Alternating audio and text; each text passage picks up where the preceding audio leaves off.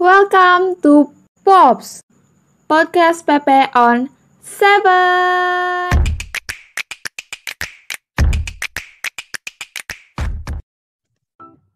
Halo Pops, selamat datang di podcast PP on 7. Di sini dengan gua, Dapa Jaki. Nah, ada yang kangen kan nih sama gua? Kalau kalian udah nonton podcast sebelumnya, kalian pasti kenal lah ya sama gua. BTW tebak-tebakan nih. Kalian tahu nggak sih suara siapa yang tadi nyapa kalian di awal? Waduh, podcast kok jadi tebak-tebakan. Biar nggak penasaran, langsung aja kita sambut partner gua di Pops episode kali ini. Halo, kenalin, nama gue Rehan Nabil. Jadi kali ini gue bakal nemenin Dapjak alias Dapa Jaki buat jadi moderator di acara Pops episode kali ini. Aduh Dap, gue sebagai penonton setia Pops kangen banget nih sama lu. Gak, maksud gue acaranya deh. Jadi setelah sekian lama gue nunggu episode baru dari Pops, akhirnya Pops comeback lagi nih. Bahkan gue yang jadi moderatornya. Ya kan? Siapa sih yang gak bangga bisa jadi bagian podcast yang satu ini? Yoi banget Dap. Ngomong-ngomong, di Pops kali ini temanya apa sih? Untuk tema episode kali ini, kita akan membawakan topik yang gak kalah menarik dari episode sebelumnya. Nah, mungkin Pops kalian udah tahu ya dari baca thumbnail video tadi. Yaps, betul sekali. Kali ini kita akan membawakan tentang toxic productivity. Wah, kalau dari tema yang bakal dibawa sih bakal menarik banget ya. Jadi buat Pops semua yang lagi dengerin podcast ini, dimanapun berada, udah deh, kalian siapin snack. Mau itu popcorn, cemilan, nasi padang, susu soda, apapun lah ya. Karena ini bakal seru banget sih. Nah, kalau ngomong-ngomong tentang toxic productivity ini, menurut lu apa sih toxic productivity itu, Jap? Kayaknya semua orang pernah ngelakuin hal ini sih, Kak. Apalagi kita mulai kembali PTM nih. Kalau menurut gua pribadi sih, toxic productivity itu kegiatan yang semata-mata terlihat produktif dan baik, namun pada kenyataannya hanya membebani diri sendiri. Itu sih menurut gua. Kalau menurut lu sendiri gimana tuh, Kak? Bener juga sih kata lu, Dap. Kalau menurut gue sih toxic productivity itu kayak suatu kegiatan yang katanya sih bikin produktif, tapi malah ngerugiin diri sendiri, bahkan orang sekitar. Nah, untuk lebih jelasnya, yuk langsung aja kita obrolin dengan narasumber-narasumber yang kece dari bidang pendidikan Persatuan Pelajar SMK Semakmur. Nah, yang pertama nih ada Ahmad Fakih Yasin. Halo Fakih. Halo Nabil. Halo. Nah, gimana nih kabarnya? Baik dong, super sekali. Wah, super sekali emang ya. Oke, lanjut nih yang kedua. Ada Naufal Maulana Irfansyah. Halo Naufal. Halo Nabil. Halo. Nah, Naufal nih, lagi sibuk apa nih belakangan ini? Sibuk ngapain ya? Sibuk gak ngapa-ngapain kali ya? Canda. Mungkin gue lagi sibuk ini kali ya, marathon series. Si paling series ya, Bil ya? Iya nih paling series emang. Oke, nah yang terakhir ada perempuan sendiri nih. Ada Delia Fitrianingsih. Halo Delia. Annyeong Nabil. Waduh, anyong. Oke, Delia ini kan dari Blok Teori ya. Katanya Blok Teori lagi sekarang udah offline ya. Gimana sih perasaannya sekarang kalau udah offline lagi? Perasaan gue seneng sih, soalnya kan biasanya tuh ketemu temen tuh cuma di Zoom doang kan, gak ketemu langsung. Nah sekarang tuh bisa ketemu langsung. Wah, iya sih, seru sih. Apalagi kalau misalnya online tuh natap layar terus ya, capek matanya. Oke, lanjut ke, karena tema kali ini itu toxic productivity, dan gue ada juga Dapjak udah membicarakan tentang definisi toxic productivity menurut kita masing-masing. Nah, sekarang gue pengen nge-quiz nih. Waduh, quiz kok kayak mau nge-lab ya, Bil ya? Iya benar banget. Iya. Jadi mungkin boleh nih langsung ke Fakih kali ya. Menurut Fakih, apa definisi toxic productivity menurut lo nih? Oke. Jadi definisi toxic productivity kalau menurut gue sendiri sih ya, simpel aja. Yang pertama kita lihat dari kosakatanya yaitu toxic, yang berarti beracun. Nah, kita artiin aja beracun ini jadi nggak sehat. Terus ada juga productivity, ya yang berarti produktif lah, produktivitas. Nah, kalau kita gabungin dua kata tersebut, kita jadi punya definisi yang simpel, yaitu toxic productivity itu adalah kegiatan produktif yang udah di tahap nggak sehat. Gitu aja sih gue. Kalau definisi menurut gue ya. Wah, ya sih nggak jauh beda lah ya. Intinya dari apa yang sudah gua dan Dabjak sampein sebelumnya. Oke. Oh ya ini, gue mau nanya juga nih. Kan Pops kalian dan kita juga nih anak-anak siswa-siswi dari sekolah unggulan yang katanya orangnya sibuk semua, jenius semua. Ya nggak sih? Itu bener nggak sih? Jenius ya? Kalau gue enggak sih kayaknya. Tapi kalau yang lain kayaknya iya. Iya nggak, Pal? Opal tuh opal. No, Opal tuh. Oke, kita kutip aja katanya. Oke, kita lanjut. Nah, gue pengen tahu nih, kalau dari kalian sendiri, menurut kalian tuh di Smakbo tuh culture-nya atau budayanya itu memaksa muridnya baik secara sadar atau enggak untuk produktif yang nggak sehat nggak sih? Atau gimana tuh menurut kalian? Kalau culture di Smakbo ya, yang katanya isinya murid-murid jenius, pinter, super sibuk, dan sebagainya. Apakah culture-nya secara langsung atau enggak langsung memaksa murid-muridnya buat produktif yang nggak sehat? Kalau menurut gua sih, ini pertanyaan yes or no ya, Dap ya? Betul. Oke, kalau menurut gua ini, menurut pribadi gua ya, Dap ya, yes, karena secara gak langsung ya. Misalkan contoh sederhananya deh, kalau lagi minggu ujian, di Smakbo tuh jadwal akademiknya kadang secara nggak sadar kayak apa ya, membuat beberapa muridnya, beberapa ya, nggak semua, menjadi super sibuk. Jadi dia tuh bisa aja nggak sadar dia sibuk, keteteran tugas-tugas, keteteran ulangan harian misalnya, terus juga ada ujian-ujian. Nah, kalau menurut gue sih yes, secara gak langsung gitu ya, untuk beberapa murid. Kalau menurut lu gimana nih, Pak? Kalau menurut gue nih ya, ini sih tergantung individu masing-masing sih. Karena kalau misalnya kita bisa dibagi waktu kita bisa aja ngelakuin produktif yang sehat gitu. Jadi asalkan kalian tahu nih, kalian tahu kapan kalian harus ngerjain tugas, kalian kapan harus belajar, kapan harus istirahat atau rekreasi. Produktif kalian bisa aja tuh nggak toksik amat sih. Kalau menurut Kak Delia gimana? Kalau misalnya tadi ini pertanyaannya yes or no, gue jawab yes juga sih. Soalnya kalau menurut gue nih ya, gue tuh kita kan tahu sendiri nih tugas di Smakbo tuh kayak gimana. Belum ulangan hariannya, belum tugas-tugasnya, belum PTS, terus belum PAT. Kadang tuh lama-kelamaan ada beberapa siswa yang terbiasa gitu sama hal tersebut, sama kesibukan tersebut. Tapi ada juga yang ngerjainnya tuh sambil ngeluh kayak capek, males, apa sih? Nah kan, tuh kerjanya ngeluh mulu tuh Ki. Dan kebanyakan itu individu tuh suka namanya sistem SKS. Apa tuh? Sistem kebut semalam. Dan itu tuh menurut gua udah gak sehat sih. Iya nih Dapdil, jadi sebenarnya gue harus Delia sependapat ya, menjawab yes, tapi si Noval ngejawab no. Ya emang tergantung, pada akhirnya emang tergantung ke apa ya, si individu masing-masing gitu loh, antara dia mau produktif tapi sehat atau enggak dia produktif yang di tahap nggak sehat. Jadi ya balik lagi deh ke individu masing-masing. Sudah.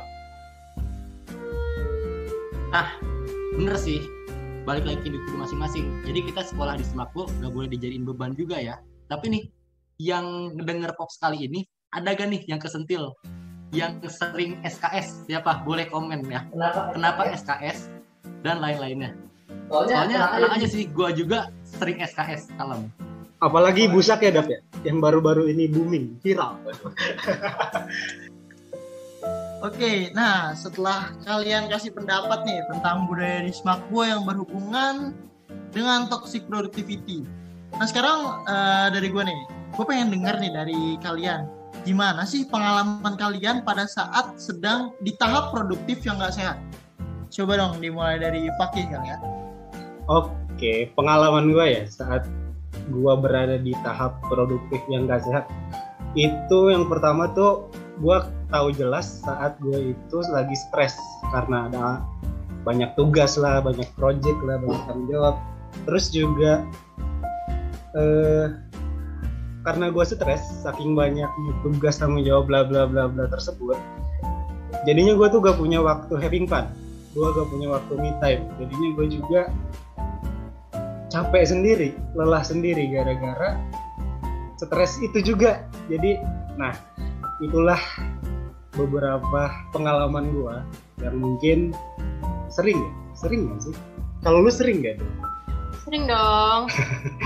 Ya nggak sering-sering banget juga sih. Jadi ya Kadang-kadang lah ya. iyalah, udah biasa, udah kebal kita Bil. Oke, kurang lebih itu. Jadi gue pengalaman saat berada di toxic productivity, saat gue stres, terus nggak ada waktu having fun, sama nggak ada waktu me time. Kalau lu gimana nih Del? Kalau gue tuh diantara, kalau Fai kan tadi sadar nih ya, kalau gue tuh diantara sadar dan gak sadar. Kalau gue juga suka produktif yang gak sehat. Hal itu biasanya tuh gue alamin saat yang namanya tugas numpuk, banyak terus gue tuh nggak tahu tuh mana tuh yang mau dikerjain duluan gitu. Sampai akhirnya gue tuh nunda-nunda itu semua, dan akhirnya ya gue juga ngelakuin sistem SKS gitu, dari terbit matahari sampai terbenamnya matahari lagi ya buat kerjain itu semua gitu. Ya gak Ki? Nggak ngelihat matahari ya? Iya, nggak ngeliat matahari. Emang paling keren. Kalau lu gimana nih Bang? Kalau gue sih ya, gue pernah nih sekali 2 kali doang sih kerjain tugas tuh suka gak nanggung-nanggung gitu. Kayak misalnya gue nargetin selesaiin tugas fisika misalnya, terus pas gue lihat tugas kanal nih, gue mikir wah kayaknya sedikit nih, bisa kali gue kerjain. Nah pas tugas kanal kelar, gue ngeliat nih misalnya tugas kimia organik, gue mikir kayak gitu lagi tuh, wah kayaknya lumayan gampang nih, soalnya juga PG, bisa kali gue kerjain. Dan terus-terusan begitu, jadi sistemnya tuh kayak nanggung gitu. Emang sih tugas-tugasnya semuanya kelar, tapi di sisi lain gue tuh ya capek, dan itu juga memotong waktu istirahat gue. Emang paling ambisius ya Bel? Ambis banget, ambis. Keren juga sih. Tapi capek sendiri. Ya benar, emang paling ambis deh. Ambis dan novel. Tapi emang iya sih, agak berat juga emang di Smakbo. Gue juga kadang sama kayak Fakih yang susah dapetin me time, terus yang emang suka juga kayak Delia ngerjain SKS, ngerjain tugas, tapi SKS, dan juga ya karakternya nggak jauh beda juga kayak Noval. Kalau misalnya emang banyak tugas, ya udah ngerjain satu tugas kayak wah tugas lain belum nih, harus dikerjain terus. Wah itu parah emang udah toxic. Akhirnya jadi capek sendiri ya Bel? Emang udah nggak sehat jadi. Iya makanya. Nah selanjutnya ada nih beberapa artikel dan sumber yang udah kita siapin dari gua dan Dabjak tentang toxic productivity. Jadi ada beberapa poin yang kita ambil dan bakal kita bahas sama kalian. Oke, nah yang pertama ini ada toxic produktif, pada intinya adalah keinginan yang gak sehat untuk produktif setiap saat, suatu keinginan atau kebutuhan untuk ngasih effort ekstra pada kewajiban atau tugas kita. Nah, kalau kalian pernah gak sih kayak gitu? Pernah nggak Del? Pernah dong, masa Pernah nggak enggak? Bal? Pernah lah. Pernah sih. Siapa sih yang enggak? Coba angkat tangan. Nggak ada. Nggak kelihatan. Sorry. Jadi ya kita semua pernah. Nah, setelah kalian pernah melakukan itu, jadi kalian tuh setelahnya ngelakuin apa sih? Setelahnya ngelakuin apa ya? Kalau gue sih ya Bil, cerita pengalaman pribadi gue ya. Karena emang gue tuh memiliki keinginan tersendiri untuk ngasih effort lebih pada suatu hal kayak tugas, project, ataupun apalah sok sebutin. Kadang juga karena gue ngasih effort yang lebihnya tuh sampai berlebihan, sampai akhirnya seperti yang poin yang gue sebutin sebelumnya, gue tuh jadi capek sendiri, jadi kesal sendiri. Jadi ya emang gak sehat, jadinya ngerugiin diri gue sendiri Bil. Karena emang bener ya poin yang artikel sebutin tadi, Kalau toxic productivity itu pada intinya adalah keinginan yang gak sehat untuk produktif setiap saat. Jadi emang gue pernah ngalamin sih, dan gue juga ngerasain seberapa nggak enaknya buat diri gue. Kalau lu gimana nih? Kalau gue juga pernah sih ngalamin kan, kalau misalnya yang namanya effort ekstra dalam ngerjain tugas gitu kan. Tapi itu tuh emang keinginan sendiri. Soalnya kalau misalnya nih orang tua nih ngasih tahu ya, kalau misalkan itu tuh udah deh kamu ngerjain tugasnya udah, jangan terus-terus dikerjain nanti pusing. Tapi kita tuh malah kayak karena keinginan sendiri ya kita tuh tetap ngerjain itu gitu. Kita tuh keras kepala dan ya udah kita kerjain aja itu terus, karena gue punya keinginan sendiri ya susah gitu kalau misalnya mau diganti sama orang tua juga.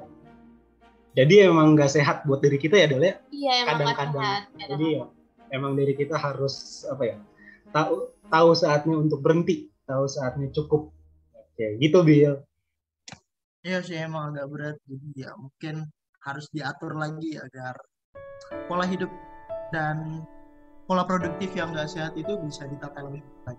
Nah, ada nih salah satu tanda-tanda dari toxic productivity. Mungkin buat anak semakku ini kejadiannya kalau misalnya remet, kayak aduh kenapa sih gue nggak belajar lebih serius dan lain-lain gitu.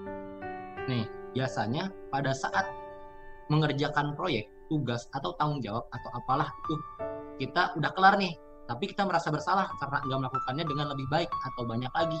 Gimana? Boleh dong Kak Toki kasih insight-nya? Feeling guilty ya, berarti ngerasa bersalah karena kita itu intinya kita merasa bersalah karena kita enggak memberikan usaha terbaik kita. Kenapa kita enggak memberikan sesuatu yang lebih banyak gitu, untuk misalkan kita nggak belajar lebih banyak untuk ulangan, kita nggak ngerjain lebih banyak untuk suatu tugas, kita nggak kontribusi lebih banyak untuk suatu project gitu ya. Ya itu juga kurang lebih relate sih sama gue, dan gue rasa relate juga sama hampir seluruh murid Smakbo, karena kadang-kadang kita tuh ngerasa kurang puas sama hasil yang udah kita capai, jadinya kita sedih gitulah, ngerasa bersalah, bener poin dari artikel yang lu bilang. Jadi ya emang kurang lebih gitu sih. Kalau lu gimana nih Kal? Oh, gue sih gak pernah kayak. Maksud gue tuh kalau misalnya nih gue ngerjain tugas terus kelar, udah gue kumpulin aja gitu. Setidaknya ya gue tuh udah ngerjain dengan effort gue itu, dengan usaha gue. Nah sisanya ya udahlah gue serahin aja ke guru, kalau mau bagus mau enggak juga gak apa-apa lah. Intinya yang sudah dilakukan biarlah saja ya, gak usah terlalu lama di masa lalu. Ya betul sekali. Emang paling nopal ya, keren nih dia. Jadi kita udah ngebahas definisinya, tanda-tandanya, dan sekarang ada lagi nih, satu lagi. Apa sih dampak dari toxic productivity? Dampaknya itu biasanya kita mengukur dan menilai diri berdasarkan apa yang belum dilakukan, sehingga bisa aja burnout, insecure, dan sebagainya. Kemudian kita mengabaikan apa saja hal yang sudah kita capai. Nah, gimana nih Pal? Kalau dari diri lu, pernah nggak kayak gitu? Kalau ini sih berbanding terbalik ya sama gue. Kalau gue pribadi sih ya, gue tuh nilai diri gue tuh berdasarkan apa yang gue lakukan, apa yang gue capai. Dan pasti aja ada rasa bangga gitu kalau gue nginget-nginget apa yang udah gue capai. Gue juga kalau misalnya ada rasa insecure yang muncul, gue inget-inget aja tuh pencapaian gue dan magically hilang gitu aja. Kalau Mencapai hati dia ya. Oh, itu sih pencapaian terbaik ya. Wis, keren. Siapa sih dia? Aduh. Sebut inisial dong. Ayo angkat komen nanti komen ya. Untuk Kak Delia gimana? Gue juga pernah sih yang namanya insecure itu kayaknya sering banget deh. Nah, gue boleh nggak nih ngasih tipsnya tuh buat ngatasin hal tersebut? Boleh banget dong. Nah, kunci utamanya tuh menurut gue tuh adalah bersyukur. Bersyukur atas segala hal yang Tuhan kasih buat kita dan selalu menghargai usaha yang telah kita lakuin. Sehingga kita tuh tahu bahwa diri kita tuh berharga dan gak boleh tuh yang namanya insecure, dan kita tuh harus selalu menghargai apa yang telah kita capai gitu. Intinya ya bersyukur aja kali ya. Jangan merasa kurang karena hal yang gak kita punya, tapi bersyukur karena hal yang kita punya. Itu kali ya. Nanti nih, misalkan kita udah lelah, kita udah burn out, kita tuh pas lagi capek, terus misalkan kita ngelihat teman kita yang lebih dari kita, ujung-ujungnya tuh kita bakal comparing ourselves gitu. Kita bakal ngebandingin diri kita sama si orang tersebut. Jadi ya, gimana cara kita ngehandle hal tersebut ya? Balik lagi sama diri kita sebenarnya, meminimalisir apa juga berusaha untuk bersyukur, kata Delia tadi. Mantap sih. Oke, mantap. Tambahannya dari Aki ya. Oke, kita lanjut. Nah, dari ketiga poin yang udah dibahas sebelumnya, terus gimana sih kalian bisa tahu bahwa kalian tuh udah di tahap toxic productivity? Coba, gimana Ki? Cara gue sadar kalau gue itu lagi di tahap toxic productivity. Sebenarnya ini kurang lebih terkait sama poin ke-1 dari artikel yang udah lu kutip tadi ya, yaitu keinginan gak sehat untuk produktif setiap saat. Nah, karena toxic productivity itu definisi dari artikel tersebut, keinginan gak sehat untuk produktif setiap saat. Nah, dampaknya itu mengacu kepada, contohnya, gue jadi kurang tidur, sehari cuma bisa tidur selama maksimal 3 jam, waktu gue habis buat ya segala-galanya yang tentang produktivitas itulah gitu. Jadi ya salah satu cara menyadarinya ya pas kita udah ngerasa gak nyaman gitu. Kalau itu dari gue sih. Kalau dari lo gimana nih Bel? Kalau dari gue, cara gue nih ya, pertama tuh dari tugas juga sih, kayak ngerasa tuh bersalah banget gitu kalau misalkan lagi banyak tugas tapi gue malah istirahat, nyantai, scroll TikTok, scroll Instagram, terus malah chatan sama teman, terus gue malah liburan kayak apalah itu gitu kan.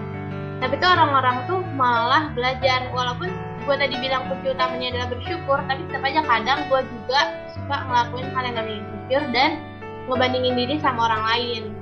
Nah, menurut gue gitu sih. Jadi ya terkait poin kedua ya, Iya. yaitu feeling guilty ya. Iya, benar banget. Itu merupakan salah satu tanda-tanda cara menyadari kita itu sudah di tahap toxic productivity. Saat kita udah capek banget, habis itu kita terkadang feeling guilty dengan apa-apa aja yang ada di sekitar kita. Jadi gitu. Kalau menurut lu gimana nih, Kak? Oh, gue sih ya, cara gue nyadar kalau gue itu udah toxic productivity, mungkin gue nggak ada waktu buat me time ya, atau mungkin gue lagi me time nih, tapi kayak ada rasa gak tenang gitu karena diantui tugas-tugas sekolah.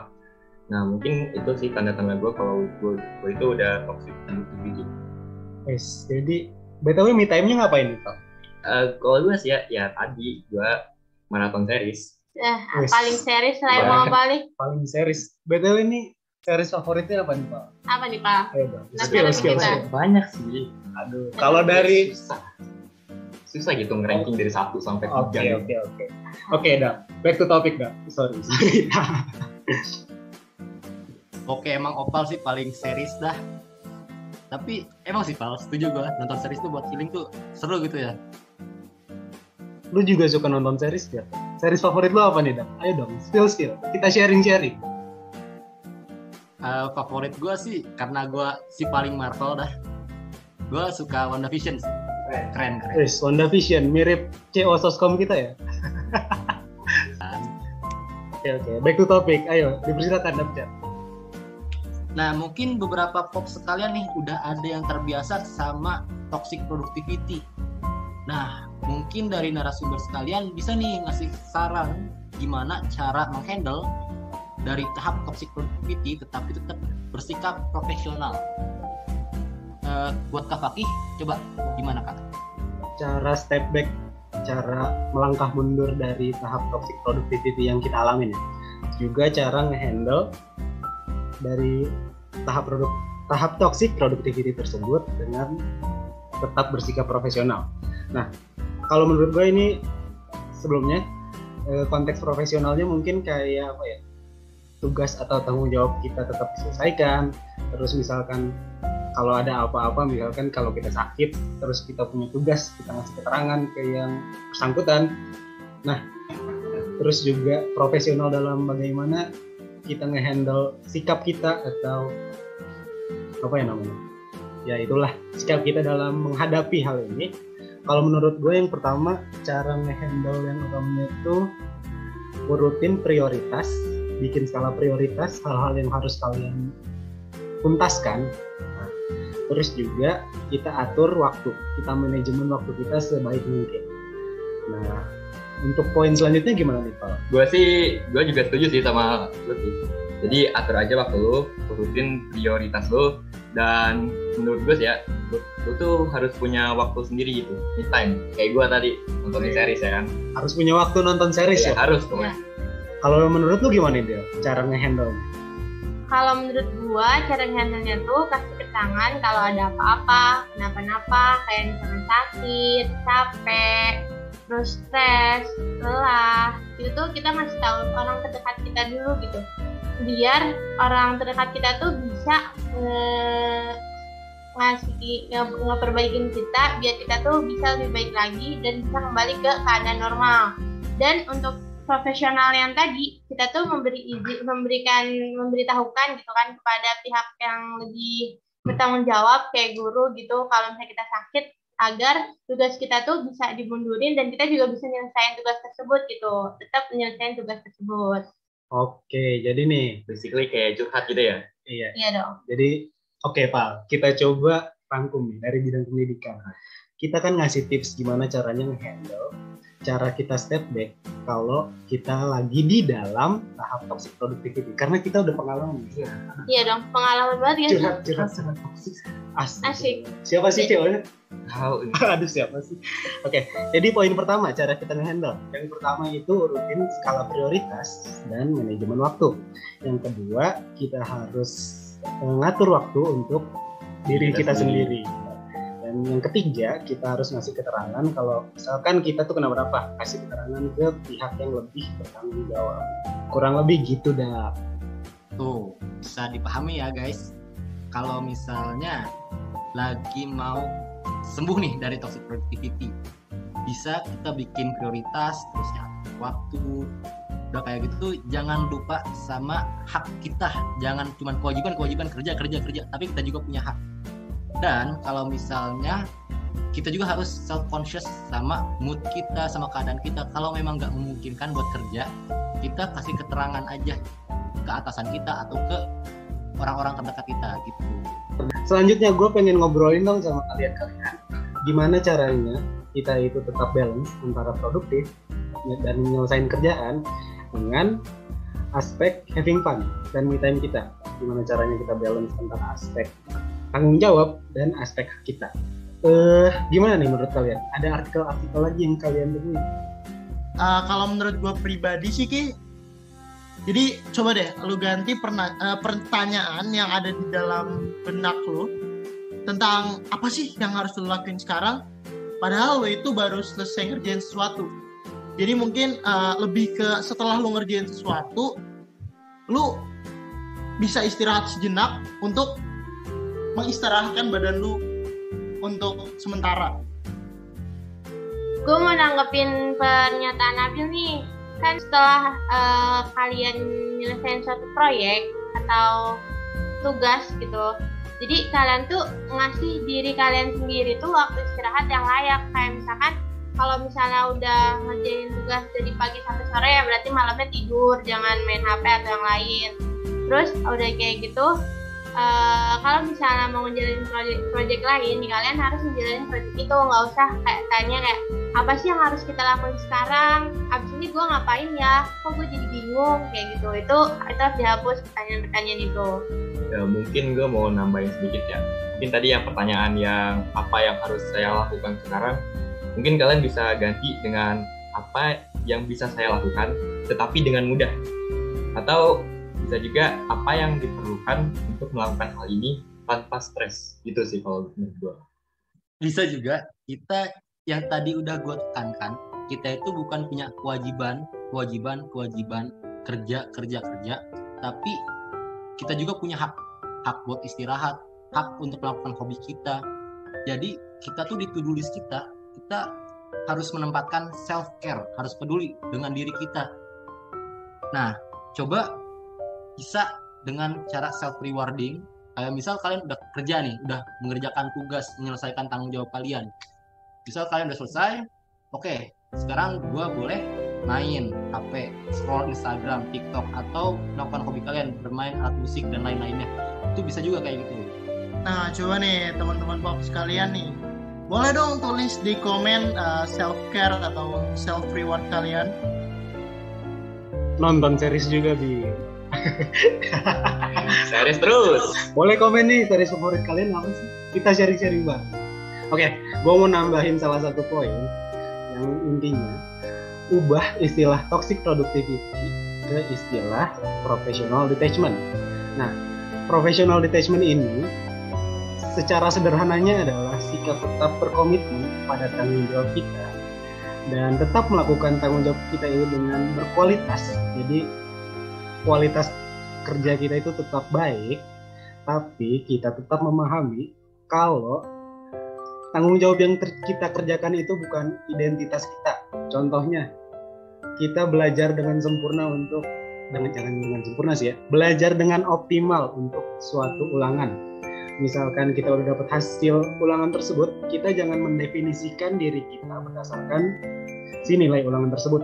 Misalkan hasilnya bagus, wah oke lah, nggak apa-apa, 98. Nah, tapi kalau nggak enaknya tuh, misalkan kita udah belajar capek-capek, hasil ulangan kita cuma 68. Kita tuh seringnya bakal down dan ngerasa, aduh, gue nilainya kok jelek ya. Nah, ini merupakan salah satu dampak negatif lah dari toxic productivity. Nah, buat ngatasinnya, kita bisa ubah istilah tersebut ke professional detachment. Memahami bahwa apa yang udah kita kerjakan itu bukan satu-satunya identitas kita. Identitas kita itu ya bisa banyak hal lah, bisa dari kita, bukan cuma dari tugas, bukan cuma dari nilai ulangan, bukan cuma dari ranking, bukan cuma dari keaktifan di sekolah, bukan cuma dari apa lagi. Pokoknya banyak hal yang bisa mendefinisikan diri kita, cuma enggak dari si kerjaan-kerjaan kita aja, enggak dari si tugas-tugas kita aja. Jadi kita tetap bisa melepaskan diri sambil tetap berusaha untuk mempertahankan kualitas kualitas kerja kita. Nah, itu merupakan salah satu bagian dari sikap profesional, ya nggak? Nah, betul tuh. Jadi kita harus imbang juga ya, study life, work life-nya. Jangan kalau misalnya kalian udah dapat job desk ini boleh membantu orang lain, tapi secukupnya. Tetap utamakan self care tadi. Kalau misalnya kalian memang udah merasa capek, udah gamut, gak usah dipaksain. Kalian bisa kok melakukan hal-hal lain-lainnya. Kerjaan kalian itu bukan identitas kalian. Benar, tapi jangan lupa ya, Dap, ngasih effort lebih, tapi jangan berlebihan, oke? Oke, Dap, gue denger lu punya salah satu quotes yang inspiratif. Boleh dong di-spill ke teman-teman Pops kita. Oke, gue dapat quotes ini dari series ya. Enggak, bohong. Series lagi. Series lagi. Series apa nih, Dap? Enggak. Jadi gue dapat nemu nih dari Google ya, dari Anonymous tentunya. Gak mungkin gue bisa bikin quotes bagus ini. Jadi kayak gini quotesnya. Destroy the idea that you have to be constantly working or grinding in order to be successful. Embrace the concept that rest, recovery, and reflection are essential parts of the progress towards a successful life and ultimately happy life. Gitu. Jadi kurang lebih artinya hapus ide bahwa kalian itu harus bekerja atau berusaha terus-terusan secara konstan untuk menjadi sukses. Nah, untuk menjadi sukses itu kita nggak harus selalu bekerja secara konstan gitu, walaupun itu merupakan salah satu faktor yang emang salah satu faktor yang mendukung sih. Tapi kita harus juga menanamkan konsep bahwa istirahat, terus waktu kita sendiri, waktu recovery itu, waktu kita intinya waktu me time lah, dan waktu kita merefleksikan diri itu merupakan salah satu bagian esensial atau bagian yang penting dalam suatu progres, dalam satu perjalanan menuju kehidupan yang sukses dan bahagia. Wih, kita dapat banyak insight nih Dap dari narasumber kita. Nah, sebelum mengakhiri episode kali ini, kita mau mengucapkan banyak-banyak terima kasih buat para narasumber kita. Ada Faki, Delia, dan Noval yang udah mau sharing sama kita semua. Dan jangan lupa untuk Pops semua yang udah mendengarkan, untuk subscribe, share, like, dan komen. Sampai jumpa di episode berikutnya. Saya Dapjak. Dan saya Rehan Nabil. Di sini sebagai moderator, izin pamit diri. Sekian, terima kasih. Stay safe semua. Bye-bye.